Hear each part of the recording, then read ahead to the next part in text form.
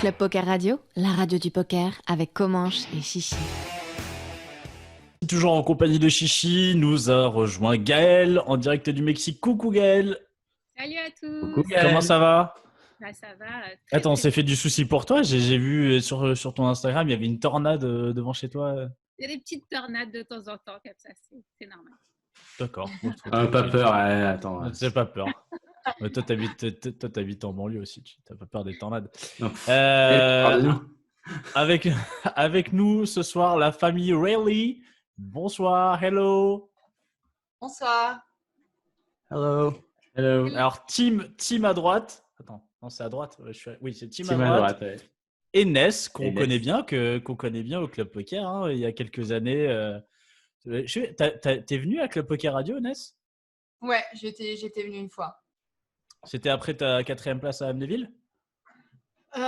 C'était après, ouais, je pense. Donc, Amnéville, c'est. Parce que j'ai fait mon petit truc. 2000. Amnéville 2000. Merde. 2000. Ah non. Ça doit être 2011, non? Non, c'est 2010 ou 2011? Ouais, c'est 2010. Ok, 2010. crois que 2 c'est novembre 2010. 2010. 2 novembre 2010. 10 ans. Ça fait 10 piges. Et pour Voilà. l'anecdote, c'était mon premier tournoi live. Voilà. Oh waouh. Voilà, à l'époque. D'ailleurs, ça Petite doit rester mon anecdote, plus cher. Ça doit rester mon plus cher. Après, c'était un 10 000. C'est un 3000. Non, c'était un Ah non, c'est un 3000. 3000. C'est un 3005. C'est un 3005. J'avais- Un 3005. Eh ben, écoute, ça fait plaisir de te revoir un petit peu, Ness. Maintenant, tu es parti de l'autre côté de l'océan. Voilà. Ça nous manque. Parfois, on pense à déménager en Europe. Peut-être pas Paris, mais en Europe. Ouais, surtout peut-être en ce moment, non? En ce moment, ça doit être sympa. Well, we're going to speak English because Tim is... Tim, you speak a little bit of French? Not really, no. I understand bits and pieces, but I don't speak fluently enough to understand what you're saying. Okay, so it's going to be the Gaël job to speak English with you. Okay. Je cède ma place. On parlera plus tard. Ouais, non, on peut parler à côté de Mendes. Hein. On parle. Fais une Là, contre-soirée. vous faites on votre fera une petite contre-soirée. interview et puis nous on parle. Non, allez, vas-y Gaël, je te laisse gérer. Yeah, thank you for being with us tonight. So for the European and the French public who doesn't maybe know you yet because you're more known on the American circuit, you're from Boston and you're now living in Vegas. So far you reached 2.2 million in live earnings. And you also play a lot online. So can you briefly explain who you are to the French community and what is your poker past? Yeah, I basically been playing for about almost 10 years now. I started out playing online, then moved live for a little while, and then now I play both. I'm primarily more of an online player. I have more earnings online than I do live, but I enjoy playing both. Oui, il a commencé à jouer online. J'avais dit qu'il avait 2,2 millions en gros de gains en tournoi live, mais c'est plus un joueur de online. Il a plus de résultats online que sur le circuit live. Et donc voilà, il a switché comme beaucoup de joueurs du online au live. And you also created in April, I think around April, your Twitch channel. And Yes. You have a coaching website with other players. So can you explain to us your project and what your goals are with that? Sure. We'll start with the Twitch one because that way you can translate and we don't go too far. But my goal was I was planning on doing this before the quarantine to start my Twitch and just to start building my brand and see where it goes from there. I wanted to be home more often with the baby. And so I started doing it right before the quarantine and it took me a couple of weeks to get set up, but I started about a month and a half ago. Oui, parce qu'il a commencé une chaîne Twitch juste avant la quarantaine. C'était un projet qu'il avait déjà, donc il a mis ça en place. Ça lui a pris plusieurs semaines et il a commencé, donc c'était au courant du mois d'avril, sa chaîne Twitch. Donc vous pouvez trouver assez facilement. J'ai été regarder tout à l'heure. Et donc voilà, c'était un projet qu'il avait envie de faire depuis pas mal de temps. Yeah, so basically, I'm twitching a couple days a week, just kind of seeing where it would go and trying to build up, a little following there. And so far, it's been good. I'll be twitching, later today as well. Mm-hmm. Ouais, il Twitch plusieurs fois par semaine. Il le fait aussi aujourd'hui. Pour l'instant, il a plutôt des bons retours et ça marche plutôt bien. Il a pas mal de milliers de vues, j'ai vu. Et and it's more like a high stakes tournaments. Yeah, not many people, definitely not many Americans are streaming. There's one or two people that do it, but there's not many people streaming the highest stakes, the tournaments that you can play. For the most part, I'm playing in America right now, but when I'm able to travel, I'll also stream the stuff on any site I play. Ouais, c'est plutôt parce qu'il n'y a pas beaucoup de gens qui streament sur les high stakes pour l'instant. Donc, lui, c'est vraiment que des high stakes, les tournois les plus chers qu'il stream, qu'il a choisi de faire pour l'instant, c'est sur le réseau américain. Et donc, voilà. And yeah, about the coaching website. So, what is it about? Yeah, I just signed on with it's a new site they'll be opening hopefully in the next couple months.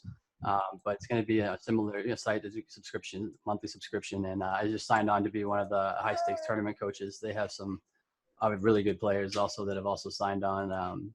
Kakati, who streams cash games. Rob, who's trumping you online, who also streams like mid stakes, high stakes cash. And then Gru the Degen on he's probably one of the biggest winners on ACR right now. Is really good. He's going to be doing some stuff with us too. So there's a really good crew so far. A few other people will be doing some videos as well, but that's the main four. And what is the name of the website? It's going to be EPC, Elite Poker Coaching. Oui, c'est un website qui va s'appeler EPC Elite Poker Coaching. Donc Yeah, like E as in this one, E. Elite Poker Coaching. Elite Poker Coaching, oui.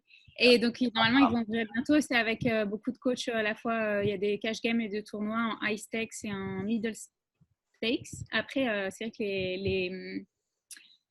je me rappelle pas les pseudos, je les connais pas très bien. Donc, ça m'a pas... ouais. Yeah. One is Rob Kuhn, who's trumping you. And then Elliot Peterman is Gru the Degen. He's probably one of the biggest winners on ACR. And another one is Kakati, who streams. His name's Corey. He's Australian who streams cash on Twitch and has a pretty good following as well. He's a really good cash game player. Okay. And the site will offer more than everybody else, six max stuff as well. Ok, oui, il y aura des tournois, des coachings en six max, des cash games. Il y a Gru the Degen qui est un des plus gros gagnants. Donc bon, bref, voilà. J'ai entendu Rob Kuhn. Rob Kuhn, ça a quelque chose à voir avec. Is the family of Jason Kuhn or not? No, Jason Kuhn. Okay. And yeah, I had another question. It was more like about in general, because you're also married, like as we said, to our French player Ness, and the poker media always loved all the time like poker couples, and they always focus a lot on when there is a couple playing poker. So you both like went deep in the main event a few years ago. You also busted Ness in a WSOP circuit, and I saw many articles about that. We can talk about that. When we type your name when we Google your name, it's one of the first things like we find. No way! Mm-hmm. Yes, actually. Yeah. So the thing is, like as I said, poker media always love like talking about poker, like couple. So how did you handle that kind of attention of the two of you, and what is it to be playing poker together? It's good. Playing poker together is good, and to be able to handle the good with the bad. Sometimes it's good press, like when we both run deep in the main event, and then sometimes it's bad press when I knock her out of a tournament really deep. And so it goes both ways. You got to take the good with the bad. But it's nice to have somebody who understands the game at home, because I can't imagine coming home to a normal person and a normal wife and trying to explain how you lost, whatever you lost in the day. And it makes no sense to normal people. So it's difficult to have a relationship with somebody who doesn't get the swings of poker and understand the game. Parce que je demandais, c'est vrai que les médias, souvent, dès qu'il y a un couple qui joue au poker, ils ont tendance à beaucoup s'attarder dessus et à porter pas mal d'attention à un couple qui joue au poker. Et donc, on trouve pas mal d'articles sur eux. Ils avaient tous les deux Deep Run, le main event. Ils avaient busté pas beaucoup d'intervalle l'un de l'autre. C'était en 2015, il me semble. Et on trouve aussi beaucoup d'articles sur Google sur le fait qu'Ila Bust, lui, naisse deep dans un WSOP circuit aux États-Unis. Et donc, je me demandais comment il gérait un peu l'attention des médias sur le fait d'être un couple qui joue tous les deux au poker et si ça pouvait pas être difficile parfois. Et donc, il a dit effectivement, il y a des bons et des mauvais côtés. Des fois, c'est bien d'avoir une bonne presse et d'avoir ce genre d'attention, comme par exemple sur le main event. C'était vraiment sympa d'avoir des articles là-dessus. Et que voilà, ça peut avoir aussi des côtés négatifs quand il focus beaucoup sur le fait que ce soit lui qui la bust d'un tournoi sur le circuit, etc. Mais c'était plutôt agréable dans l'ensemble d'avoir ce genre d'attention et c'est aussi agréable d'être avec quelqu'un qui comprend le poker et avec qui on peut parler de ça en rentrant de sa journée de travail et d'expliquer voilà, comment on a perdu tel coup, quel type de journée on a eu parce que c'est vrai que pour les gens normaux, c'est totalement incompréhensible. Enfin, c'est difficile d'avoir ce genre de conversation. Donc, c'est quand même agréable d'avoir quelqu'un avec qui comprend vraiment voilà, ce que c'est qu'être un joueur de poker. And yeah, I had a question for you, Ness. Donc, je ne sais pas si tu veux l'avoir en anglais ou en français. Pour que tu sais quoi, si on l'a fait en français, ça évite d'avoir un peu de traduction pour notre audience. Et ça fait plaisir un peu d'avoir des questions en français. Okay. It's gonna be in French, so they choose that question gonna be in French. Sorry. Sorry, too. It's better that way. It's better. Take the baby. It's less time. Donc, c'est vrai que pendant quelques temps, tu avais pris ta distance avec le milieu du poker. On t'avait vu beaucoup moins sur le circuit pendant quelques années.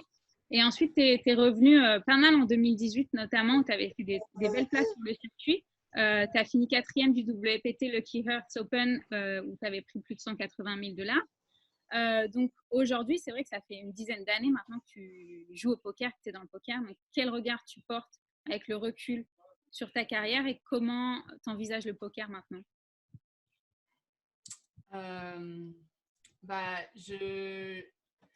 Le poker, c'est un peu quelque chose que je prends au jour le jour. Donc, j'ai commencé en fait en jouant en cash game. J'ai joué en cash game pendant des années avant de jouer mon premier tournoi. Et je pense que quand tu dis que j'ai disparu de la circulation, c'est plus que j'ai plus vraiment joué de tournoi. Mais à la base, je ne suis pas vraiment une joueuse de tournoi. Je suis beaucoup plus une joueuse de cash game. J'ai commencé par le cash game. J'ai joué en cash game 3 ans avant de faire des tournois. Et même les tournois, je ne joue pas du tout le volume que Tim va jouer.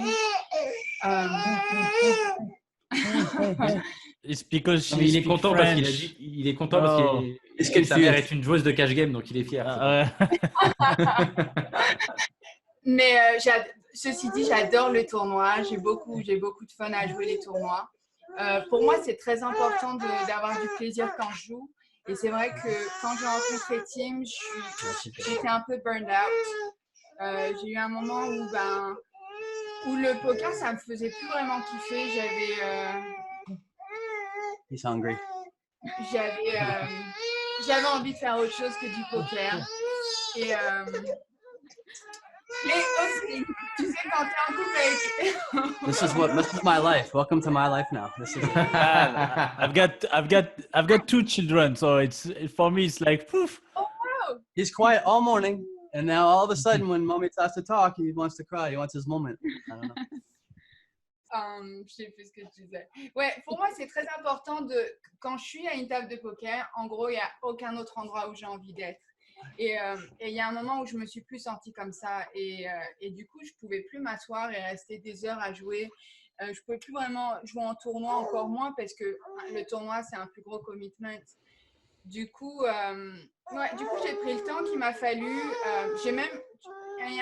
En 2017 j'ai même arrêté le poker, j'ai fait autre chose. J'ai travaillé en chauffeur Uber. C'est-à-dire que j'étais tellement burn-out où en réalité, j'avais plus de reconnaissance pour savoir jouer au poker. J'avais plus de reconnaissance pour le jeu.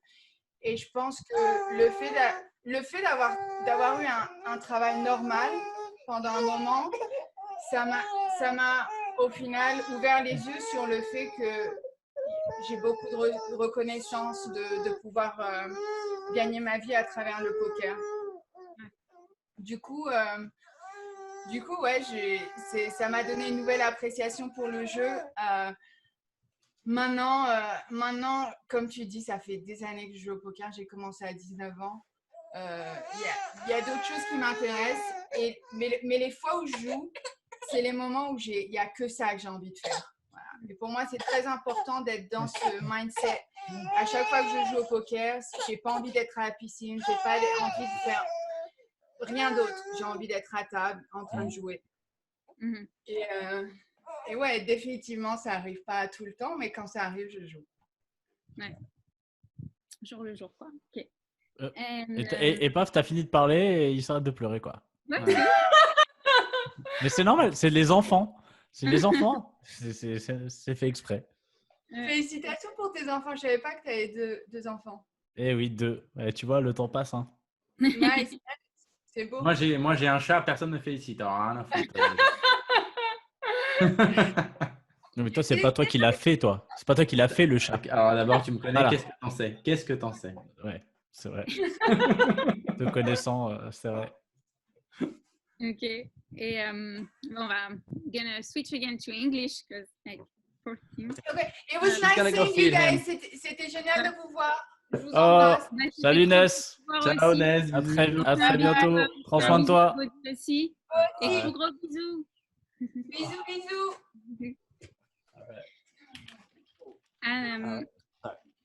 So yeah, let's go back to English now. You're living in Vegas, as we already said, and the cancellation of the WSOP is like a huge, unprecedented event. So it must be even weirder for you as a resident of Las Vegas, and to see like how the casino are all shut down. So how do you see the future of poker in your city? I think it's going to be a slow return. I think even when it opens up, a lot of people aren't going to want to travel. So even if the World Series happened this year, I don't think that they would have, enough people would have showed up where it would have been, probably been the smallest numbers it's in 20 years probably. So I don't think that, I don't think it's like going to come back for a while. I don't like that because I like live poker, but at the same time, I'm really kind of excited to have a summer, which I haven't had in, I don't know, like maybe 10 years almost now.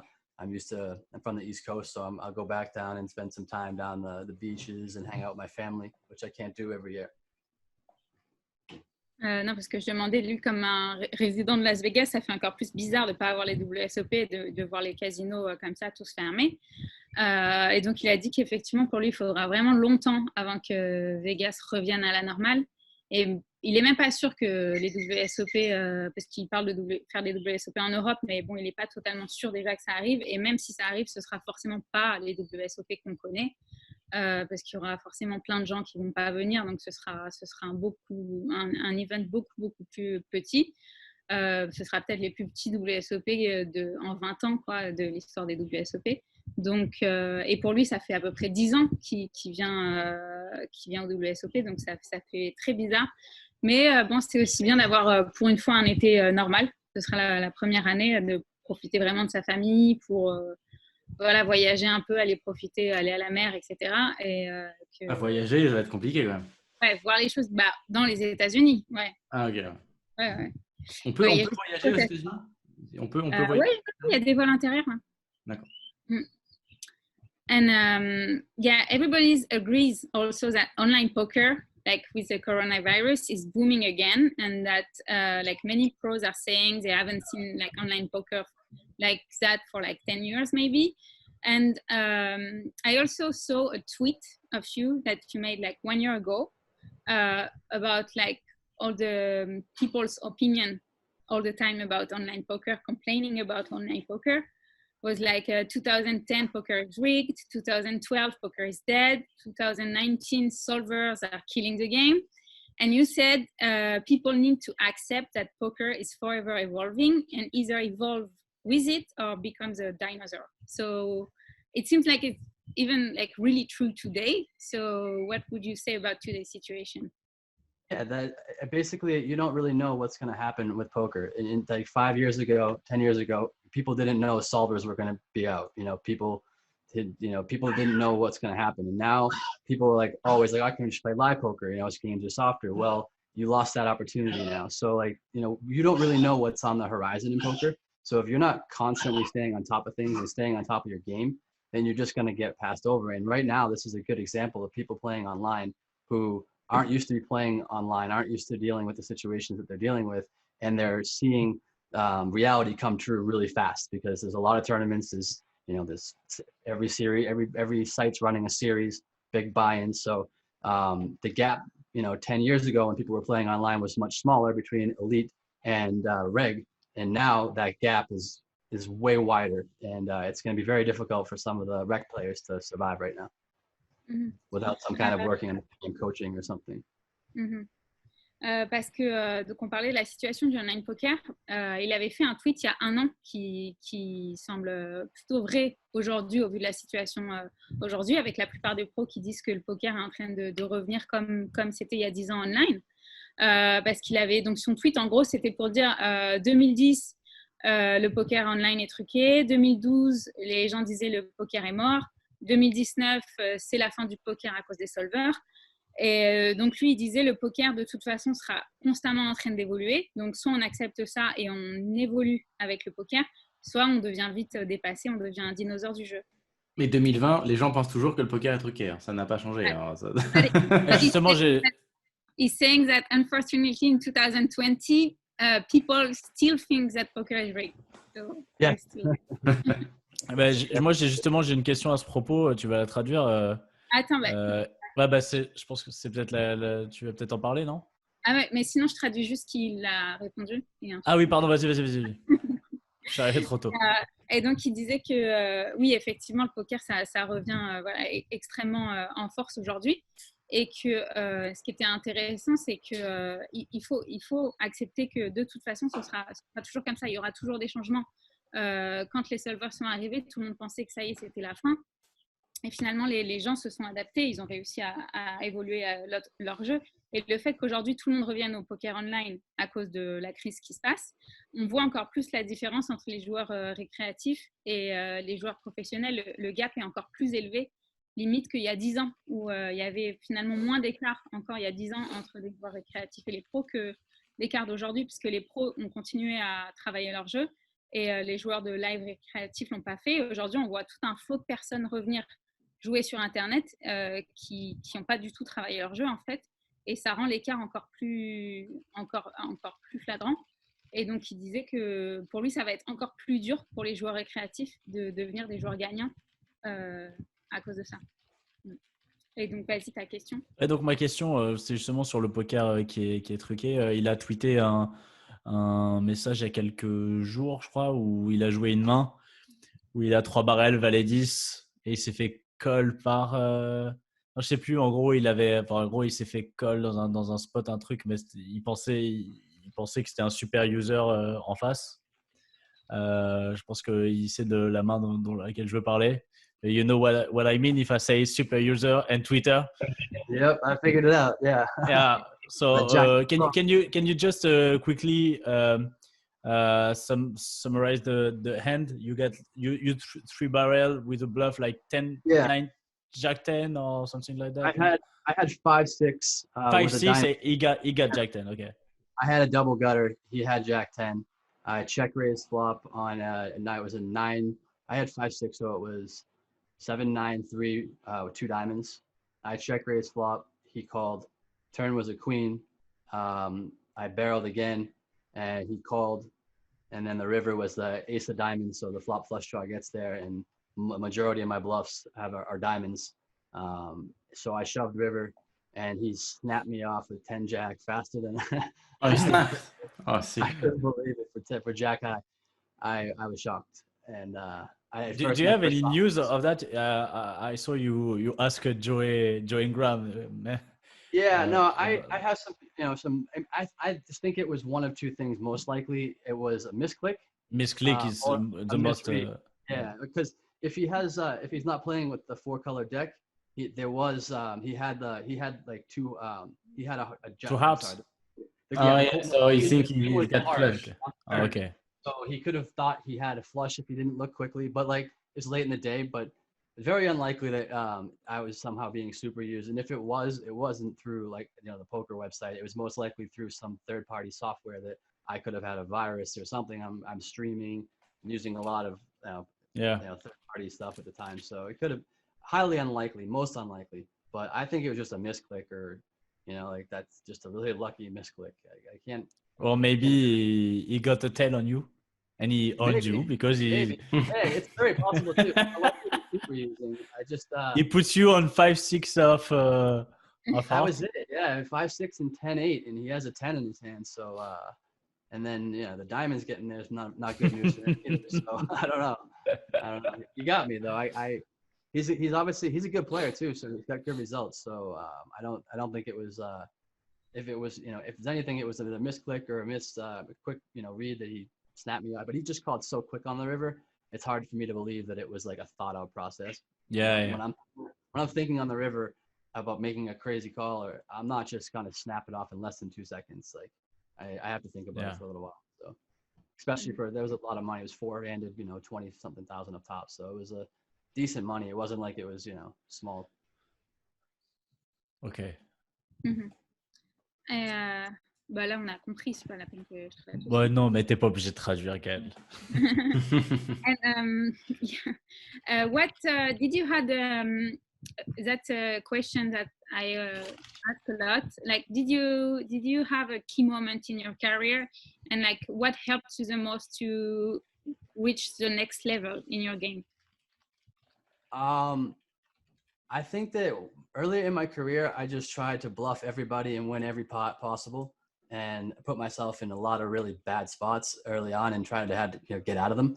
So that gave me a good understanding of the game, but I needed to be reined in a little bit. Someone needed to don't do this, don't do this, don't do this, keep this. And meeting some really successful players who then, taught me some things, who, took my game and kind of shaped it into, a little bit more of a solid base. That was pretty much the biggest part of my career, where the biggest turnaround was I realized that I can't win every pot, and I need to, shave off some spots of my game. Non, parce que je lui demandais s'il avait eu un moment clé, ce qui l'avait aidé à un moment donné à juste passer le niveau supérieur, quoi. Et que c'est vrai qu'au début de sa carrière, il avait tendance à un peu tout bluffer, tout payer, être sur tous les coups.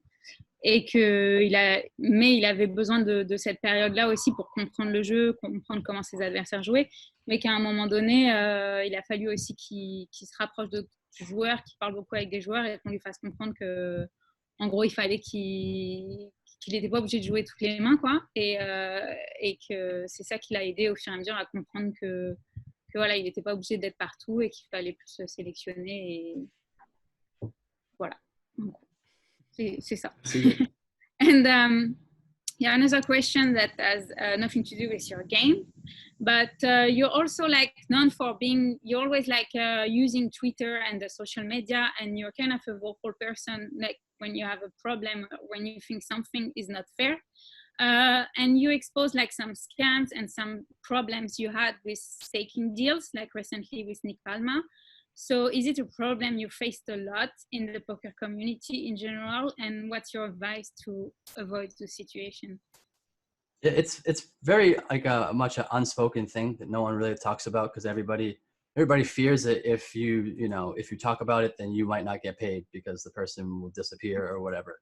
But my biggest advice would be to try to deal with people who they are. They have a good history, they haven't had a bad history, and if they have had a bad history, that they're now have a good history, because there are people who make mistakes. Like Nick is a good example. He's somebody who he just overextended himself, made a mistake, took some money that wasn't his, and bought in some tournaments, didn't run well, and it just took him a long time to pay it back. It's at no point did I ever think he wasn't gonna pay me back, but I just thought it was the right thing to do at the time, was to put it out there. If anybody was else dealing with a situation that didn't fall into the same spot that I was, I just thought it was easier to do that at the time. Non, parce que je lui demandais, parce qu'il a toujours utilisé beaucoup les réseaux sociaux. Il dit toujours son opinion sur plein de choses quand des situations lui paraissent injustes. Et il a exposé aussi pas mal de scams qu'il avait connus et des problèmes qu'il a eu pour des gens qui lui payaient pas ses dettes sur des. Il est bien vu sur le CP, du coup. Ouais. Et donc récemment, c'était avec le joueur Nick Palma. Donc il avait parlé de lui sur les réseaux sociaux. Donc je lui demandais si c'était quelque chose, un problème qui était assez récurrent dans sa carrière et c'était quoi son meilleur conseil pour éviter ce genre de situation.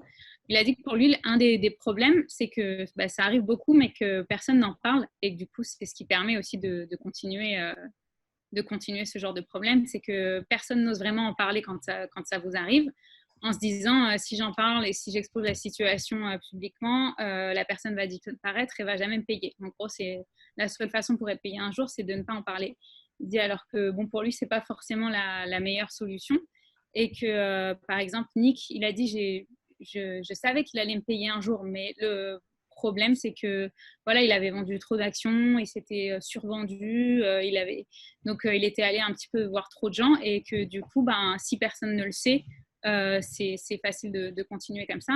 Donc le problème a été résolu depuis, il a payé, mais que voilà, son meilleur conseil, c'est vraiment de se renseigner, de parler aux gens et finalement de faire confiance qu'à des gens que tu connais très bien, mais il faut parler de ce genre de situation pour pas qu'elles arrivent à d'autres. Bon, voilà. Je ne sais pas si vous avez une question aussi à rajouter.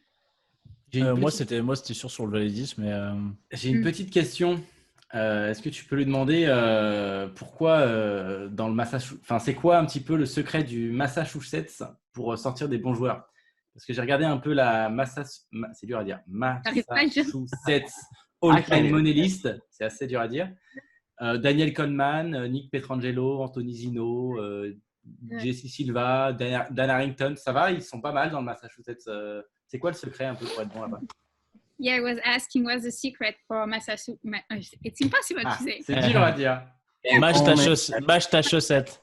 Ryan, it's a tough list to crack. The Massachusetts top 10 is a really tough list to get into. Really sick. Yeah. What is the secret to be good in Massachusetts? Schools, good schools. A lot of people move there for colleges. Smart people live there. Smart people have smart kids. I don't know. It's in the water. It's in the water. Have you seen the movie Dark Water? Because it's exactly in the water, but it's not very good. No, you don't want to drink that water. That's different water. Ouais, non, c'est vrai qu'ils ont une liste assez sick, mais voilà, comme il dit, ils ont plein de bonnes universités, donc au final, il y a le MIT d'ailleurs. MIT, une des plus grandes universités au monde. Harvard, MIT, Boston College, Boston University. So many. So are you a Celtics fan? Yes. Yeah, I got my Celtics flag right behind me. You can't see it because this is here. Okay. Big Boston sports fan. Everything. Patriots, Celtics, Red Sox, Bruins. Ah oui, c'est vrai qu'on les connaît. Ok, ouais, c'est un gros fan des équipes de Boston, quoi. And last question. When do you think, what's your next live tournament's gonna be, and what do you want to do? Do you want to focus again on live, or are you just gonna stay playing online? I can't wait to go play live. I love playing online, but I like playing both. And once it's safe to play live, and everybody's gone back and things look good, and I watch from a distance for a while, I will be in the first big tournament I can play for sure. I'm really excited for that, but I don't see that happening until end of the summer, after the summer for sure. Like definitely not until August. I don't think anybody's going to plan a schedule anytime soon. Nothing big anyway. Okay. And what's your next big the biggest online event that you're planning to do? Every weekend is pretty big right now. Every weekend costs about 15,000 and 20,000 in buy-ins for me right now. So it's pretty big every Sunday. But Sunday they'll be playing there's 3 million guaranteed that I can play on ACR.